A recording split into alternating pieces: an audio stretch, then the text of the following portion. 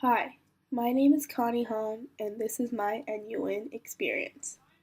Coming from a small town called Chatham in New Jersey, I would have never imagined having my first college experience abroad, especially in Australia. Receiving my acceptance during early April, I was shocked to find out that Northeastern had put me into their international program. But after looking upon my college acceptances, I finally decided upon NUin and was placed in Melbourne. Knowing that my time with my friends was cut short, I made the best of it until it was time to leave in July. July 20th finally came. It was time to embark my 4-month journey to Australia. The last week was filled with goodbyes and tears, but nevertheless, I was nervous and excited to start a new life in a different country. Arriving at the airport, I saw familiar faces from orientation and was immediately relieved that everyone was going through the same experience. I even found out a person from my own high school that was going to be in Melbourne with me. We said our goodbyes and gave our last hugs as we stepped into the gates of the airport, preparing for our 20-hour flight. After a gruesome flight with the rest of the 66 NUin students, we finally were greeted by our ISAs. We boarded the bus towards Swinburne University. Watching the city of Melbourne from the bus, it was still surreal that I had arrived in Australia.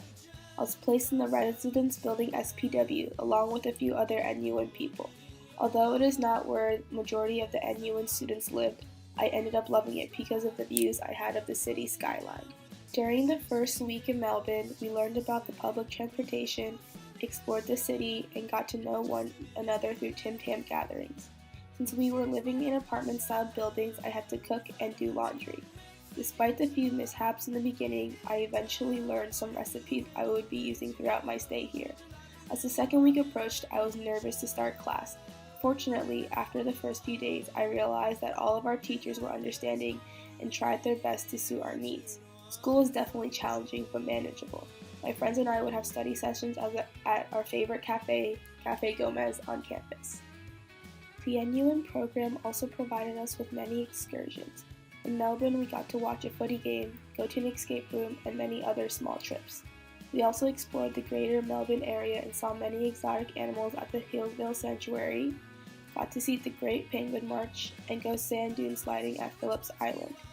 We also went surfing in Torquay, visited the 12 Apostles at the Great Ocean Road, and even had a weekend trip to Sydney where we met up with the NUin Sydney students. It was definitely a good way to explore Australia despite our busy school schedule. Even though Melbourne is an English-speaking country, there were many cultural differences. The main difference was having to drive on the other side of the road and having to walk on the other side of the street. There are also no such things as tips at restaurants or tax on food. I also had to get used to some Australian slang such as macca's in replacement for McDonald's and takeaway in replacement of to-go/takeout. Spring break came along and my friends and I decided to go to New Zealand. We visited the North Island and made our way to the Southern Island. New Zealand was definitely one of the most beautiful places I have ever visited. We saw Hobbiton, saw the geothermal springs, visited the glowworm caves, and also went to several national parks. Despite our skydiving trip being cancelled due to the rain, driving on the opposite side of the road was an already thrilling experience. One main experience Northeastern focused on was service learning. One of the first service learning experiences I had in Australia was walking at the Walk in the Park event. This event is a non-competitive 4K walk that helps bring communities together to provide awareness to Parkinson's disease. I was assigned to the beginning and finish line and helped with filling water and handing it out to participants. Although it hailed, the walk in the park was one of the first experiences I had with interacting with the local residents from the Melbourne area. In addition, I was also assigned to the Red Cross organization located in Hampton. The Red Cross organization in Australia was created to provide humanitarian aid through volunteering from all different age groups. My job was to help steam and tag clothes and to help and talk to customers who are browsing around at the store.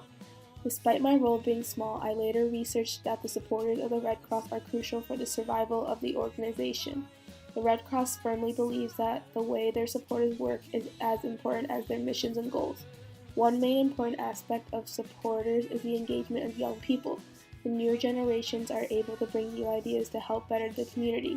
They also are the future leaders for the organization, which makes it pertinent for young people to be involved. This can be seen through having casual to deep conversations with the ladies who work daily at the Hampton Red Cross. We talk about current issues going on domestically and internationally while exchanging our ideas with each other. After spending my first semester abroad, I can confidently say that I have learned and grown more independently as a person in the span of 4 months than if I were in any other traditional college experience. Melbourne has really grown on me, and studying abroad in Australia introduced me to a world with different cultures and thinking, which is far more different than the suburbs of New Jersey. I've met so many people during my stay here and created even more everlasting friendships.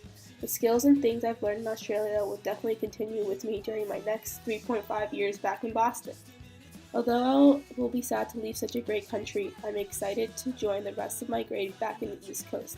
Australia will forever be a notable part of my life, and I can definitely say that I broke out of the ordinary.